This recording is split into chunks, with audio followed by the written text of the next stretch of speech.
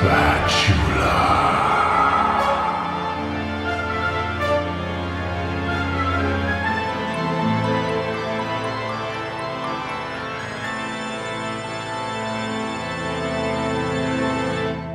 Chapter 10 by David Alt.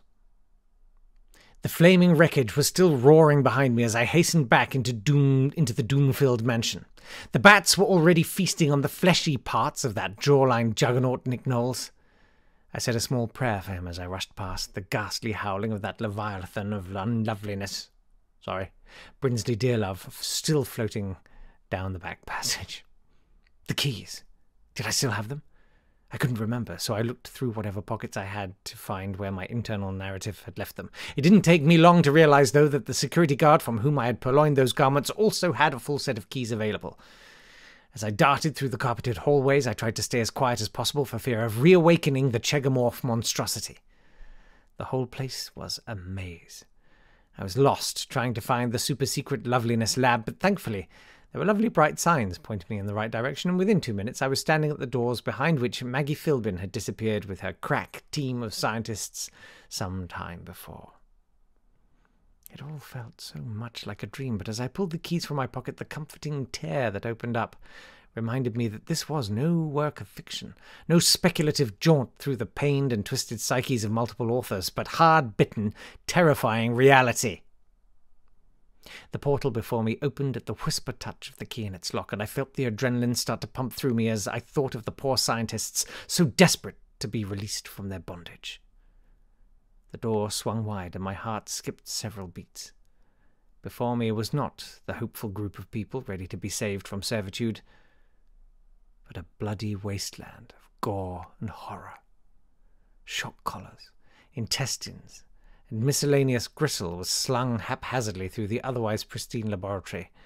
The air was filled with a gurgling breathiness that would not have been out of place in it. No, come on. Come on. Come on. Come on. A hissing from my left caught my attention, and I looked over to see Maggie Philbin, sans limbs, next to the broken pipe that had so distracted me. I dashed to her side, cradling her gently as the last of life ebbed away. She looked up at me, her eyes fluttering madly, the delirium of death obviously setting in. "We did it," she gasped. "The loveliness distilled. All there. Tea, shreddies, parsley, spanner." I was unsure as to whether those last few words were a random association, a shopping list, or whether she was calling me a spanner.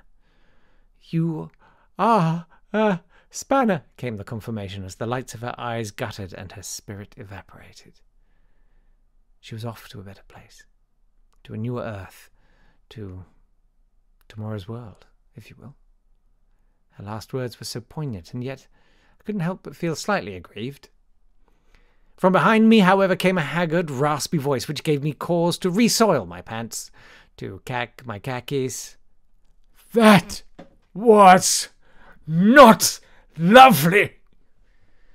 There, framed in the doorway, was the dripping and gaunt visage of none other than the Count Brinsley Dearlove. "And now, Mr. Green, it's time for your reorientation."